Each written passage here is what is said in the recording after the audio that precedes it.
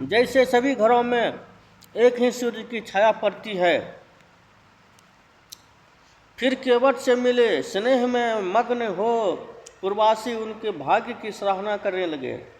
राम जी ने सब माताओं को दुखित देखा, जैसे किसी सुंदर लताओं की पंक्तियां को पाला मार दिया हो। प्रथम राम भेंट ही कैकेयी, सरल सुभाय भगति मति भयई, पग परिकिन्ह प्रबोधु बहोरी, काल करम विधि सिर धरि खोरी। भले श्री रामचंद्र जी ने कैकेयी से भेंट की और सीधे स्वभाव व भक्ति से उनकी बुद्धि को शीतल कर दिया। फिर चरणों में गिरकर और विधाता से सिर दोष धरकर उनको बहुत सांत्वना दी। फिर श्री रामचंद्र जी सब माताओं से भेंटे और समझा बुझाकर उन्हें संतुष्ट किया। हे माताओं, जगत ईश्वर के अधीन है, किसी को दोष नहीं देना चाहिए। फिर दोनों भाइयों ने उनके साथ जो ब्राह्मण स्त्रियां आई थी उनके सहित गुरु स्त्री को प्रणाम किया और गंगा और गौरी जी के समान सबका सम्मान किया। तब वे प्रसन्न हो आशीष देने लगे। फिर सुमित्रा जी ने पाँव उनकी गोद में ऐसे लिपटे मानो अति दरिद्री को संपत्ति मिल गई हो। फिर कौशल्या माता के चरणों में दोनों जा पड़े। सब यंग मारे प्रेम के अस्थिल हैं। बड़ी प्रीति के साथ कौशल्या माता ने हृदय से लगा लिया और नेत्रों के प्रेम जल से स्नान कराया। उस समय के हर्ष और शोक को कवि किस प्रकार कहे, जैसे गूंगा स्वाद को नहीं कह सकता।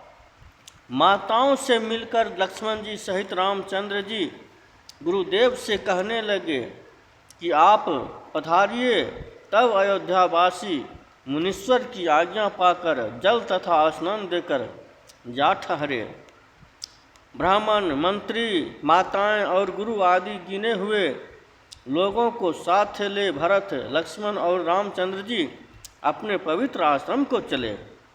सियाई मुनिवर पग लागी, उचित आशीष लही मन मांगी, गुरुपति निहि मुनि तिन्ह समेता, मिली पेमु कही जाई न जेता।